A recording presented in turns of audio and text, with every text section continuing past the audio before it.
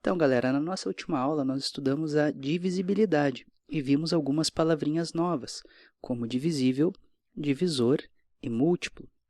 Estudamos as divisões exatas e as divisões não exatas e vimos que se a divisão for exata, ou seja, se deixar resto zero, então nós temos que o nosso dividendo ele é múltiplo do nosso divisor. Por exemplo, 36 dividido por 2.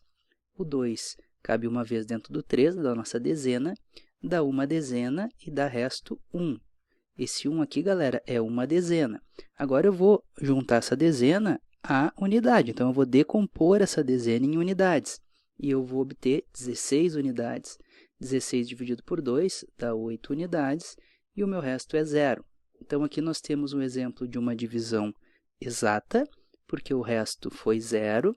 E nós temos aqui as relações que a gente viu na última aula. O 36 ele é múltiplo do 2, a gente pode dizer que ele é múltiplo do 2. E podemos dizer também que o 2 é divisor de 36, porque a nossa divisão deu o resto 0. Então, galera, a divisibilidade ela implica nisso, implica em eu reconhecer se um número ele é divisível ou não por outro número. Quando que um número vai ser divisível? Quando o nosso resto for zero nessa divisão, ou seja, quando a nossa divisão for exata. Logo, por fim, eu posso dizer que o 36 ele é divisível por 2. Agora, o que nós vamos ver hoje? Será que eu preciso ficar fazendo divisões o tempo inteiro para descobrir se um número é ou não divisível por outro número? Aí é que tá, galera, a gente não precisa. E a gente chama isso de critérios de divisibilidade, que a gente vai descobrir quando que um número pode ou não ser dividido por outro número só de olhar para esse número. Vamos lá, vamos dar uma estudada nisso. Vamos começar a estudar os números pares, para a gente poder entender o critério de divisibilidade quando o número é par. Para lembrar, quando que eu sei que um número é par? Um número ele vai ser par quando ele tiver na sua unidade os algarismos 0, 2, 4, 6 ou 8. Isso caracteriza o número por ser par. Então, por exemplo, eu sei que o 30 é par porque o algarismo da unidade dele é 0. Assim como eu sei que o 48 é par porque o algarismo da unidade dele é 8. O 62 é par porque o algarismo da unidade é 2. E o 134 é par porque o algarismo da unidade é 4. Então, a gente pode criar aqui vários exemplos de números pares, desde que eu atribua à nossa unidade um desses algarismos que caracteriza o número par. Agora, olha o que acontece quando a gente tem um número par, galera. Se a gente tem um número par, com certeza eu consigo dividir por 2. Por que eu consigo dividir por 2? Porque toda quantidade par tem uma metade. Então, se eu pegar o 30 e dividir por 2, eu sei que vai dar 15 para cada um. Se eu pegar o 48 e dividir por 2, eu sei que vai dar 24 para cada um. E o 62, quando eu divido por 2, dá 31 para cada um.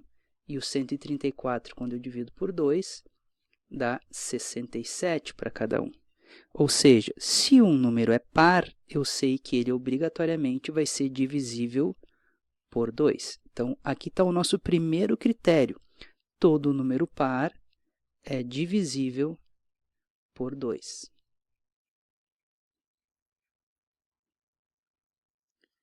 Bacana isso, né, galera? Por quê? Porque agora eu sei que quando eu tenho uma divisão por 2 e quero saber se o resto vai ser zero ou não, é só olhar para o meu dividendo. Se ele for um número par, eu sei que essa minha divisão vai ser exata, porque todo número par é divisível por 2. E podemos dizer também que 2 divide qualquer número par. Ou seja, o 2 ele é divisor de qualquer número par. Agora, olha só esse tipo de número, um número que termina por 0 ou 5. Quem são os números que terminam por 0 ou 5? Por exemplo, o 5, o 25, o 30, o 625, o 1000, são números que têm a sua terminação, ou seja, o seu dígito da casinha das unidades, sendo 0 ou sendo 5. O que acontece com esse tipo de número? Se o número termina em 0 ou 5, galera, com certeza ele é divisível por 5. Então, são divisíveis por 5. E eu vou mostrar por quê. Vamos observar a tabuada do 5. Quando eu quero a tabuada do 5, eu peço para vocês os múltiplos de 5. Então, é isso que a gente vai analisar aqui. Ó. Quem são os múltiplos? A gente viu essa palavrinha na última aula. De 5. Para eu saber os múltiplos de 5, a gente faz a lei do 5. Então, os múltiplos de 5, a gente vai ter o 0 é um múltiplo de 5, depois vai ser o 5, e a gente vai aumentando de 5 em 5. O próximo é o 10, o próximo é o 15, ou seja, a tabuada do 5, o 20, o 25, o 30, 35, e assim a gente vai indo até que a gente chega no 50, só que não para por aí. Depois tem o 55, o 60, e assim a gente vai indo. O 75 lá adiante, e são infinitos esses múltiplos. Mas observa que todo múltiplo de 5, ou seja, todo número que está na tabuada do 5, ou termina em 0, ou termina em 5. 0 ou 5. 0 ou 5. Ou seja, se eu preciso dividir um número que termina em 0 ou 5 por 5, eu sei que o resto dessa divisão vai ser 0. Logo, o 5 é divisor de qualquer número que termine em 0 ou 5. Bacana, né, galera? Já é a nossa segunda regrinha de divisibilidade. Então, se for par, é divisível por 2. Se terminar em 0 ou 5, é divisível por 5. Vamos botar isso em prática.